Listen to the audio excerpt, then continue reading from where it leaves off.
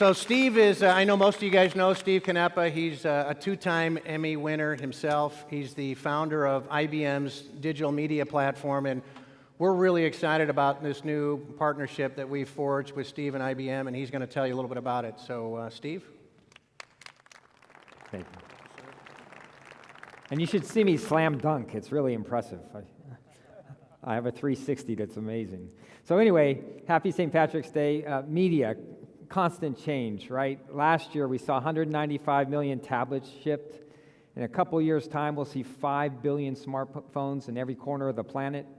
So we're moving beyond digital now. This is the new connected consumer era, and media companies are clearly going to have to continue to get more agile to keep pace.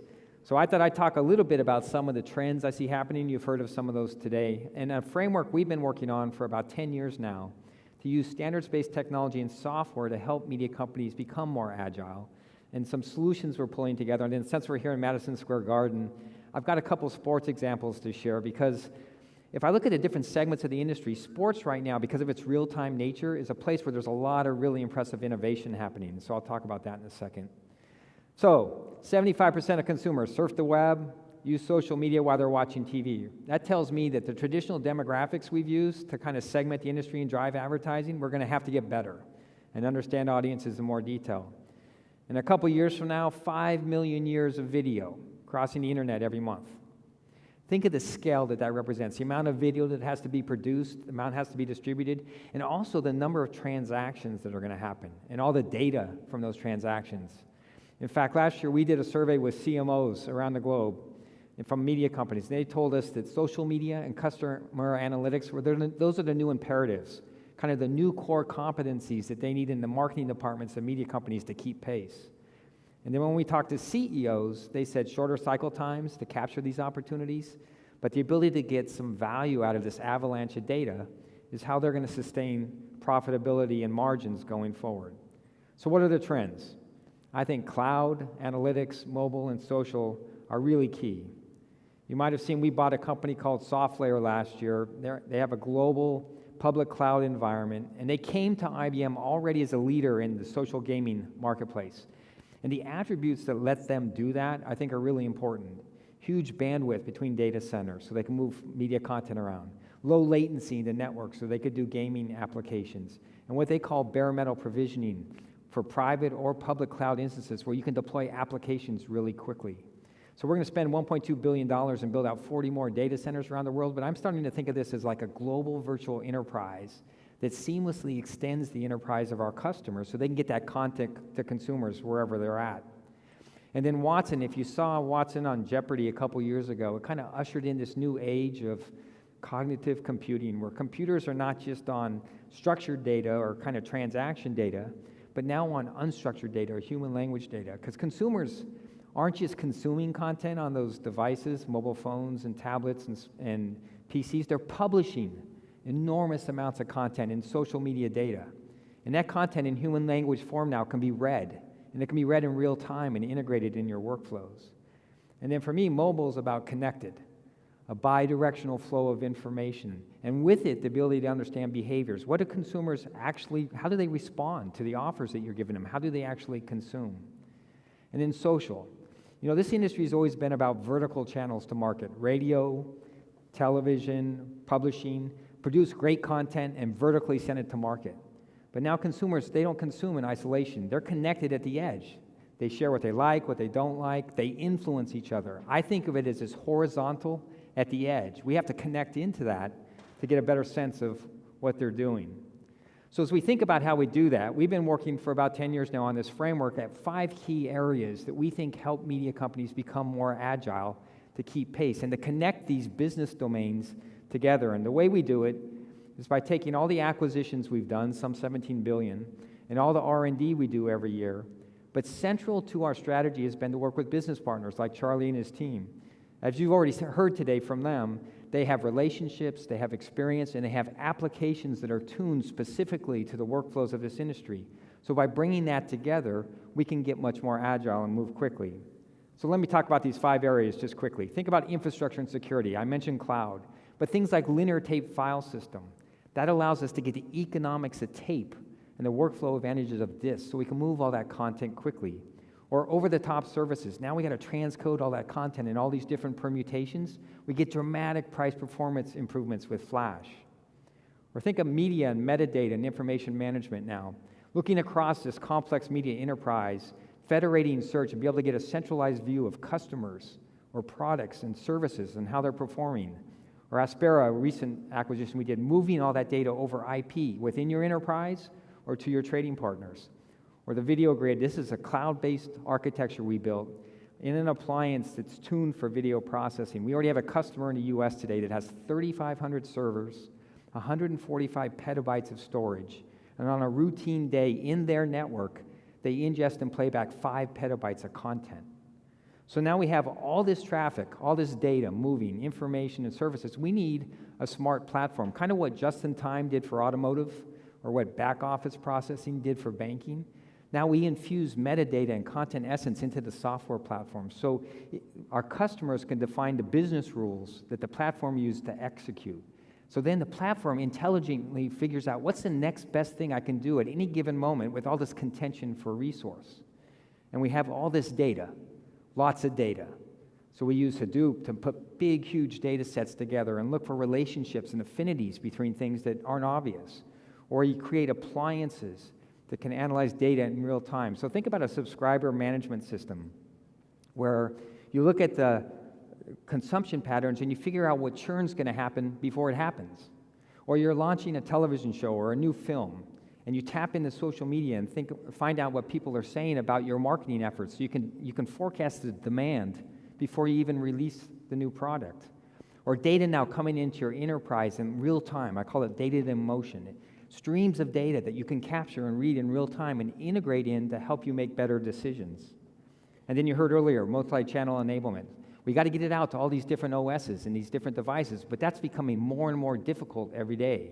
So we got to abstract that service, right? So the platform can smartly get it in the right format out to those devices and increasingly think about proximity or location so that when we target a consumer, we give them an offer like an ad or a coupon or some other smarter commerce offer that enhances the value for that consumer over time.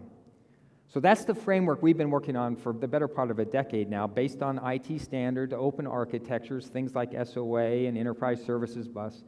And the way we bring it to life is through business partner relationships and integrating technologies together and taking advantage of these technological breakthroughs. So here's an example of how we're working on one right now about optimizing broadcast workflow using those things that I was just talking about. A cloud architecture, video grid to optimize that video performance, analytics to figure out what the next best thing that could be done, file transfer very efficiently from a central location out to affiliate locations, and then analytics of what consumers are actually doing out there in the field, and using that analytics to inform the platform at the time that the action is actually happening. And then working with partners like Charlie and his team to put their best-of-breed applications that are tuned specifically to the workflows of this industry into that framework so that we can give them the agility they need to move forward and keep pace with all those marketplace changes. So that's the strategy that we've been working on, and it's very much fundamentally focused on the relationships that we're building with folks like Charlie and his team. So since we're here in Madison Square Garden, let me just spend a couple seconds on a couple sports examples. In a couple weeks' time, we'll launch our latest Masters over-the-top platform. It's a second screen application on mobile phones and tablets and PCs, and it'll allow consumers to watch the video angle they want to watch when they want to watch it. They could pull the leaderboard up when they want to pull it up.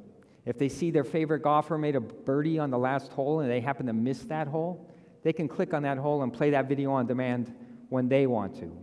Or they can go into a database. They can analyze, how's the match performing? Or how are key matches being played out? Or what's the overall storyline? Or my favorite golfer, how's my golfer doing? And how's my favorite golfer played this hole? Or what are his challenges before the match ends? Or what's the narrative that's been written about the Masters so far? What are kind of the key themes people are talking about? And then they can publish their ideas through social media and share the experience. The point for me is they're in control. They control their experience. And from a framework standpoint, to me, the innovation is we take a finite amount of data, It's a lot of data, but it's a finite amount of data, and we create an infinite number of experiences. To me, that's powerful, and that takes advantage of the economics of these kind of platforms.